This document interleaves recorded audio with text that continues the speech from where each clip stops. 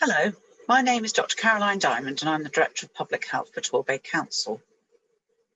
Today we found out what the government announcement about the tiers means for Torbay.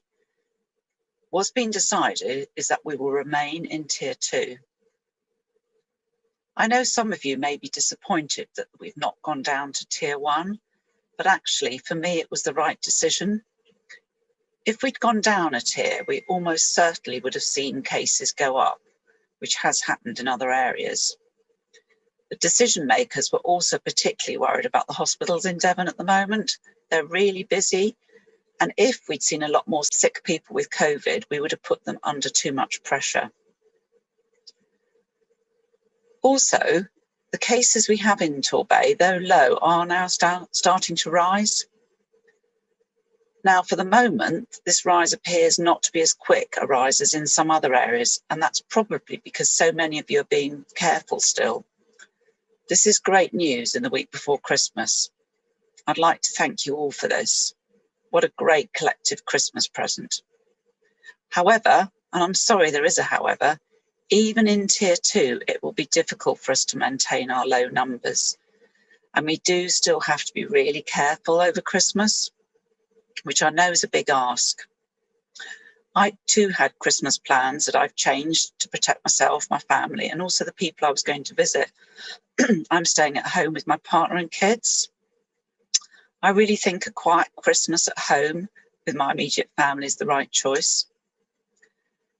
Personally, I think it would also be foolish to expose people not just to COVID, but also to the effects of long COVID.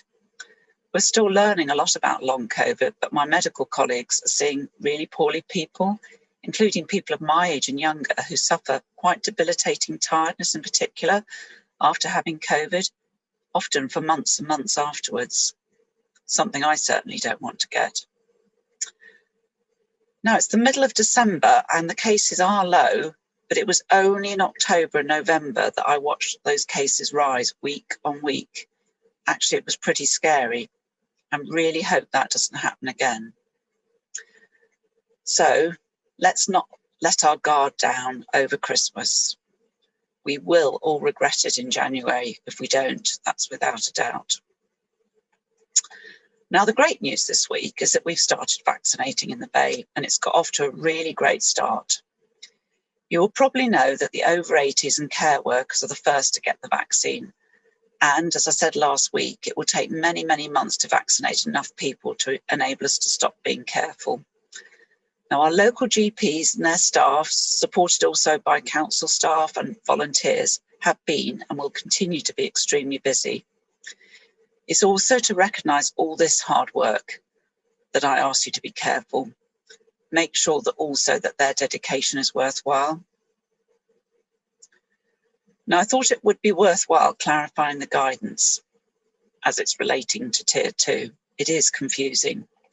So, first, as ever, just a reminder that the virus doesn't know it's Christmas and won't stop spreading.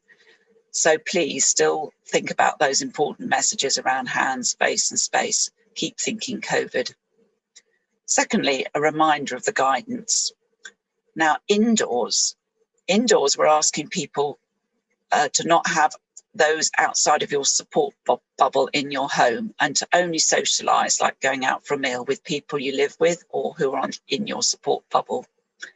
However, outside you can meet with other households, but only in groups of no more than 6 and always with space.